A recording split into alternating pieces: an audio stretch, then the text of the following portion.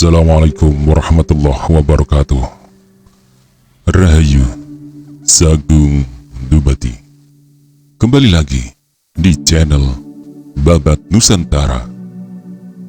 Pada kesempatan kali ini akan menceritakan Gajah Mada seri keempat, Perang Bubat, bagian ke-31.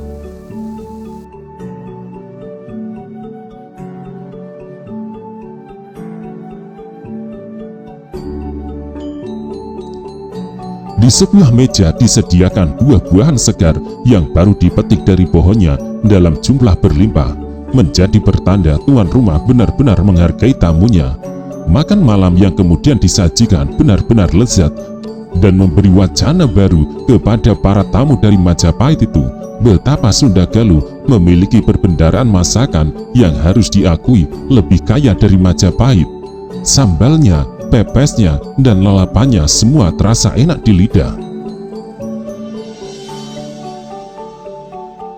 Gajah Enggon mengambil jarak untuk memperhatikan Ma Panji Lam. Gajah Enggon berpikir besok pagi saat Prabu Maharaja memberikan waktu kepadanya untuk berbicara, Ma Panji Lam harus dihadang agar jangan sampai ikut menemaninya berbicara dengan tuan rumah. Kanuruhan Gajah Enggon segera teringat pada ucapan Pradabasu saat ia meminta saran bagaimana mensiasati keadaan itu. "Aku ingat," kata Pradabasu ketika itu, "saat aku masih Bayangkara, Ma Panji Lam hanyalah seorang tanda dengan pangkat paling rendah. Ia nyaris seperti seorang pasuruh yang ditugasi ke sana kemari. Aku tak menyangka ia mampu meraih kedudukan sebagai Arya Raja Parakrama, pejabat yang mengurusi hal-hal terkait dengan penyelenggaraan upacara-upacara. Aku mempunyai cara yang mungkin bisa kau gunakan. Nanti aku uraikan."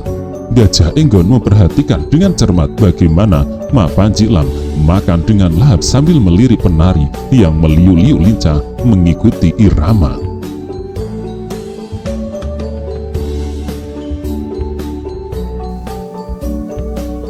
Di dalam bilik sang Prabu, usai penyambutan tamu, Dyah Pitaloka tidak mampu menutupi kegelisahannya. Kemungkinan bakal adanya lamaran dari istana Majapahit agaknya membuat kedua orang tuanya sangat bahagia. Terlihat itu dari senyum mereka yang selalu mengembang. Namun, jatuh cinta yang sedang dirasakannya telah menjelma menjadi sebuah keyakinan, sehingga lamaran dari Majapahit itu menjadi momok yang menakutkan.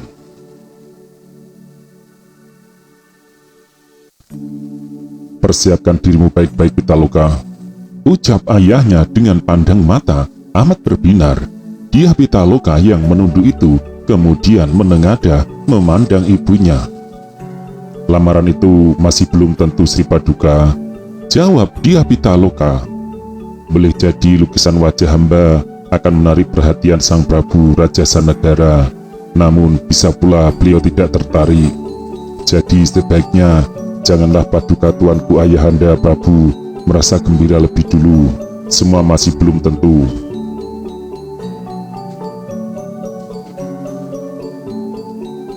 Raja melirik permaisurinya dengan tegas. Raja menggeleng.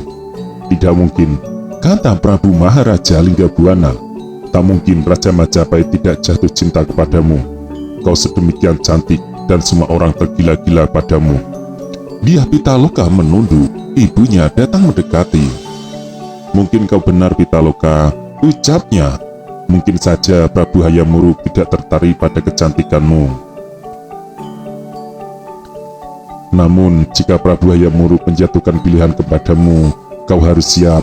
Persiapkan dirimu untuk menjadi seorang permaisuri dari raja sebuah negara yang besar.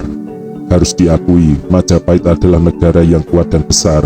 Jika selama ini Sunda Galuh selalu berada di bawah bayang-bayang Majapahit, boleh jadi perkawinanmu dengan Raja Majapahit akan menyelamatkan Sunda dari keadaan yang tak nyaman itu." Dyah Pitaloka paham sekali apa yang dimaksud ibunya. Setidaknya telah lebih dari 2 kali Mahapati Gajah Mada mengirim Nawala ke Sunda Galuh dan meminta agar wilayah itu mau menggabungkan diri dengan Majapahit. Namun beberapa perwira Sunda Galuh bergeming. Jika peringatan itu dituruti, tergadailah Sundagaluh untuk selamanya. Itu sama saja dengan dijajah. Namun, Raja Sundagaluh dan para perwiranya juga sadar Majapahit terlalu kuat untuk dihadapi melalui jalan peperangan. Majapahit memiliki armada laut yang dahsyat yang mampu bergerak ke tempat-tempat yang jauh dalam waktu cepat. Sementara itu, di darat Majapahit memiliki prajurit dengan kekuatan mengerikan. Sedangkan Sundagaluh hanyalah negara kecil, luasnya hanya sebagian saja dari Jawa. Namun meski kecil, Sundagaluh merupakan negara yang makmur karena bebas berhubungan dengan siapa saja, termasuk berniaga dengan negara yang amat jauh letaknya seperti Tartar. Alasan itu yang menyebabkan ada banyak pihak ingin menggilas negara itu, termasuk Gajah Mada. Itu sebabnya 2 kali surat yang dikirim Gajah Mada dan secara nyata bisa diartikan sebagai ancaman itu harus disikapi dengan cermat. Negeri Sundagaluh telah menggariskan pandangan hidupnya bahwa Sundagaluh adalah negara yang cinta damai dan lebih menekankan menghindari permusuhan. Oleh karena itu, penguatan prajurit tidak mendapat jatah yang banyak. Amat berbeda dengan Majapahit yang memiliki cara pandang berbeda. Bagi Majapahit, kekuatan prajurit amat diperlukan tak hanya untuk menghadapi musuh, tetapi juga untuk memaksa negara tetangganya untuk mau bersatu dengannya. Beberapa orang perwira telah mengingatkan Prabu Maharaja untuk memperhatikan hal yang satu itu. Akan tetapi Prabu Maharaja tetap pada keyakinannya Sundagaluh tak perlu punya musuh. Prabu Maharaja tidak menganggap Majapahit sebagai ancaman. Cara-cara damai jelas jauh lebih baik daripada menghimpun prajurit dalam jumlah tak masuk akal yang pasti akan membutuhkan biaya sangat banyak. Jika ingin menyamai jumlah prajurit yang dimiliki Majapahit, itu berarti semua lelaki di Sundagaluh, tua, muda, bahkan termasuk perempuan, harus mengangkat senjata. Dia Pitaloka kembali menunduk dengan dada sesak karena ia tak bisa berteriak untuk membuang beban yang dirasakannya. Kalau ia dibenarkan berteriak untuk mengeluarkan isi hatinya, banyak hal yang ingin ia lontarkan, setidaknya atas sebuah pertanyaan, kenapa ia tidak boleh menentukan jalan hidupnya sendiri. Dalam keadaan yang demikian, wajah Sanicara mencengkram tajam. "Apa hamba diizinkan kembali ke keputraan ayahanda Prabu?" tanya Pitaloka. Prabu Maharaja masih ingin bersama dengan anaknya, akan tetapi lirikan istrinya merupakan isyarat agar permintaan itu dipenuhi. Lamaran laki-laki pasti menyebabkan terjadinya semacam kekagetan jiwa.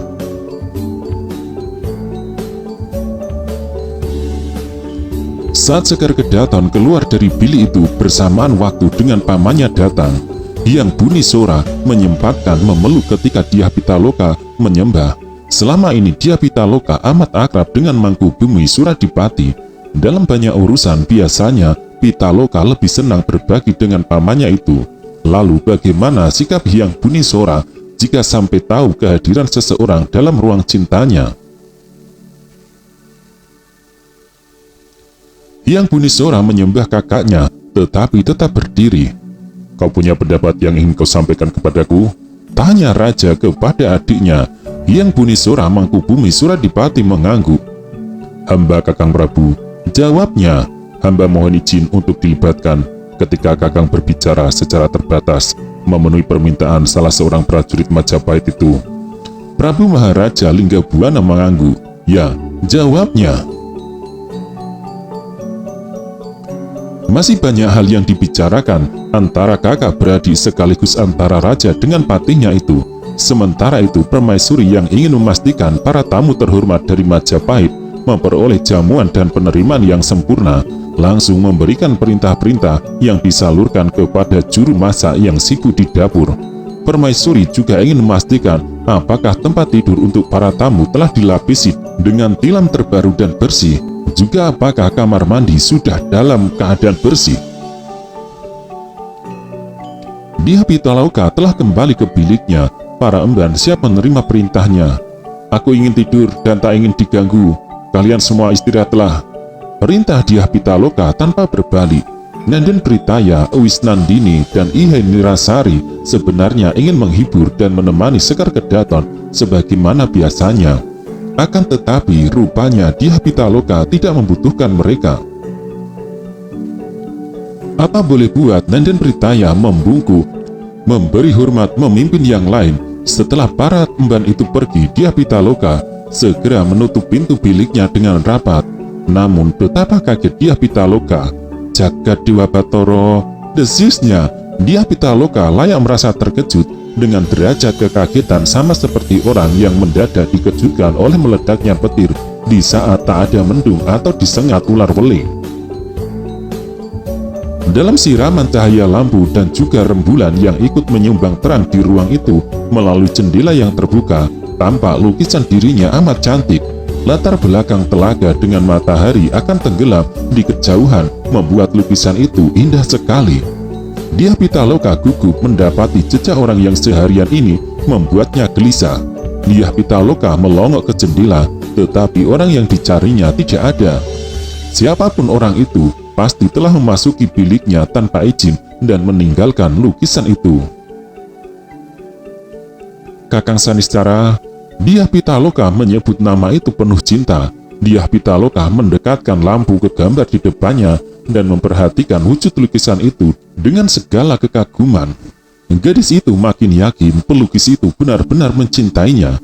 Cinta yang membuatnya berani menyelinap ke lingkungan istana dan siap menghadapi akibat apapun. Betapa besar cinta laki-laki itu kepadanya, bagaimana yang ia rasakan, ia miliki perasaan yang sama.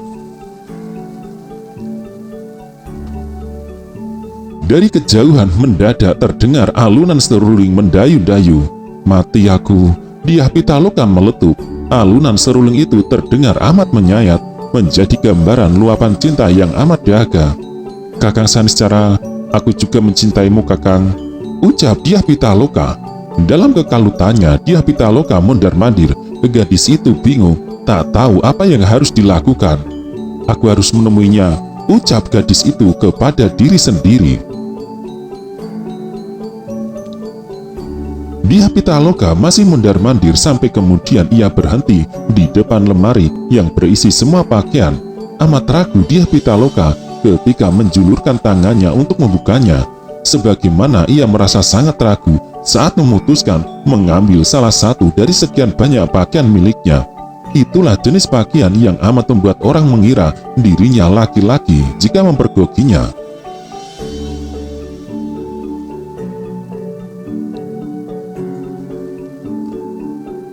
Malam menuki mendekati pusatnya. Di tepi telaga Jalatunda, Saniscara menghadapi nyala api yang berasal dari ranting-ranting kering yang dibakar.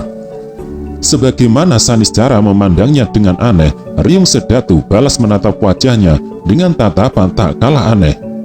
Dari mana kamu? Pertanyaan itu datang dari Riung Sedatu. Keakraban dalam bentuk yang aneh telah terjalin antara Saniscara dan Riung Sedatu. Riung Sedatu yang semula selalu berusaha mengingat masa lalunya yang hilang, akhirnya tak peduli. Ia menganggap hidupnya dimulai sejak ia memperoleh nama Riung Sedatu dari Bandar Guris, nelayan yang tinggal di pantai Alas Roban. Perkenalannya dengan Saniscara menjadikan ia tak lagi meninggalkannya, kemanapun selalu bersama. Apa yang dimakan Saniscara adalah juga yang ia makan. Agaknya masalah Saniscara menjadi masalahnya pula. Itu sebabnya Riung Sedatu memandang Saniscara dengan tatapan mata berbeda. Dari mana kau? Ulang Sedatu. Saniscara tidak segera menjawab pertanyaan itu. Pandangan matanya beralih ke arah api. Sebaiknya kau lupakan dia, kata Riung Sedatu. Saniscara yang menunduk itu mendadak mendongak. Dengan pandang mata tajam, ia membalas tatapan mata lawan bicaranya. Larangan yang dilontarkan Sedatu membuat Saniscara meradang. Kenapa? Balas risang Saniscara Patriwara amat tidak senang. Akan tetapi Riung Sedatu memang layak mencemaskan sahabatnya itu. Layakkah Saniscara disebut sahabat? Bukankah selama ini Saniscara terlalu banyak merepotkannya? Kau harus menyadari siapa dirimu, kata Sedatu mengingatkan. Kau hanya orang biasa yang tak tahu diri. Jangan bermimpi menggapai bintang. Dyah Pitaloka itu anak seorang raja, dan ia hanya layak dimiliki oleh seseorang yang sepadan. Kau ini siapa sampai berangan-angan ingin mendapatkannya? Saniscara berusaha sekuat tenaga menepis pertanyaan itu, namun sejatinya pertanyaan itu sering pula muncul dari lorong benaknya. Pertanyaan yang muncul dari dasar kedalaman hati itu tak hanya milik Riung Sedatu, tetapi juga miliknya. Saniscara sadar penuh dan memang merasa tak tahu diri. Aku mencintainya, ucapnya dengan suara agak tertahan. Riung Sedatu memandanginya. Kau akan bertepuk sebelah tangan, balas Riung Sedatu. Dyah Pitaloka itu terlampau tinggi untuk bisa kau raih. Kau ini siapa? Sadarlah siapa dirimu dan dari mana kau berasal. Risang Saniscara Patiwara bergeming. Cinta ataupun kasmaran adalah wilayah perasaan yang tak bisa dipagari dengan apapun. Cinta bisa menembus semua sekat. Cinta adalah hak milik semua orang yang tak boleh dipasung. Mungkinkah Dyah Pitaloka akan menerimamu? Tanya Sedatu. Saniscara tidak mampu menjawab. Ia sadar ia berdiri tak ubahnya bungkuk merindukan bulan. Berangan amat tinggi, Saniscara mengambil serulingnya dari pinggang dan akan meniupnya. Betapa sebal Riung Sedatu melihat itu. Jangan, cegahnya. Kenapa? Bantah Saniscara. Jangan tiup lagi seruling itu. Serulingmu membuatku mengantuk. Jawab Riung Sedatu. Saniscara mendengus tak peduli. Kau merasa ngantuk? Tidurlah, balas Saniscara. Saniscara membawa lubang seruling ke tiupan mulutnya. Kemudian mengalunlah irama yang indah, mendayu-dayu. Telaga Jalatunda dan sumur Jalatunda berada agak jauh dari rumah-rumah penduduk. Namun alunan suara serulung itu sampai pula ke telinga para penghuni rumah-rumah itu. Sepasang suami istri yang sedang begadang menikmati indahnya cahaya bulan tertegun mendengar alunan seruling itu. Pasangan suami istri itu sudah terbiasa dengan irama seruling khas Sunda. Akan tetapi kali ini suara seruling itu terasa aneh. Kau rasakan ada yang aneh? Tanya lelaki tua itu kepada istrinya. Istrinya menyimak. Ya, jawabnya. Apa? Tanya suaminya. Yang dialunkan lewat seruling itu tembang Jawa kan? Balas istrinya. Setidaknya untuk waktu lama pasangan suami istri itu pernah tinggal di Jawa. Itu sebabnya irama seruling itu amat dikenalinya. Siapa yang meniup seruling dengan pilihan tembang sedemikian sedih itu? Tanya laki-laki itu seperti ditujukan pada malam yang diterangi bulan dan bintang. Saniscara meniup serulingnya penuh perasaan sebagaimana ketika ia menumpahkan gagasannya dalam lukisan. Itu sebabnya suara yang muncul sangat indah. Apalagi Saniscara sedang menyimpan gelagat cinta berlimpah, maka alunan nadanya bergerak terus tanpa henti dalam menyapa malam, menyapa dedaunan, menyapa cengeret, menyapa burung hantu, bahkan menyapa ular sanca berukuran besar yang tinggal di ujung telaga. Namun ketika ular itu bergerak mencari sumbernya, mendadak alunan seruling itu justru terhenti. Geliat ular yang mulai menari itu pun berhenti. Saniscara termangu memandangi orang yang bergerak datang mendekatinya. Sebagaimana orang itu juga termangu bingung, tak tahu harus mengucapkan apa ketika telah berhadapan dengan orang yang dicarinya. Kau, letup Saniscara. Dyah Pitaloka kini telah berdiri di depannya. Malam begini kau datang menemuiku? Tanya Saniscara gugup. Suaranya seperti daun berbisik. Sebagaimana ketika kau menyelinap masuk ke dalam bilikku dan meninggalkan sebuah lukisan. Jawab Dyah Pitaloka. Saniscara berusaha menguasai diri. Juga ketika Dyah Pitaloka berdiri sangat dekat, hanya sejarak jangkauan tangannya, Saniscara tidak tahu akan menyampaikan apa. Sungguh sama sekali tidak pernah diduganya Dyah Pitaloka datang menemuinya. Angan-angan itu menjadi kenyataan, dan ternyata memang mengerikan ketika angan-angan yang diyakini mustahil terwujud itu dapat menjadi kenyataan. Jangan-jangan aku sedang bermimpi, kata Saniscara sambil meraba lengan. Tidak, jawab Dyah Pitaloka. Kehadiranku sungguh nyata, dan pertemuan ini benar-benar nyata. Kakang Saniscara, izinkanlah aku mendengarkan sekali lagi bagaimana perasaan kakang kepadaku. Saniscara benar-benar bingung. Kau tahu namaku? Tanya Saniscara. Dyah Pitaloka mengangguk. Dua orang embanku bercerita tentang Kakang. Aku sangat menghargai apa yang Kakang lakukan. Lukisan yang Kakang buat sungguh indah. Sekarang izinkanlah aku mengetahui perasaan macam apa yang Kakang miliki saat membuat lukisan yang sangat indah itu, tanya Dyah Pitaloka. Saniscara benar-benar bingung. Ia pejamkan mata untuk membuktikan pertemuan itu bukan nyata. Ia yakin pertemuan itu hanya angan-angannya yang akan bubar ketika mata yang terpejam kembali terbuka. Namun Dyah Pitaloka yang cantik jelita itu malah bergerak lebih mendekat dan menyentuh tangannya. Dalam siraman cahaya bulan, Dyah Pitaloka memperhatikan raut wajah laki-laki itu sepuasnya. Aku sedang bermimpi, gumam Saniscara. Tidak Kakang, jawab Dyah Pitaloka. Ketika aku masuki bilikku, aku menemukan lukisan yang Kakang tinggalkan. Lalu aku putuskan untuk menemui Kakang.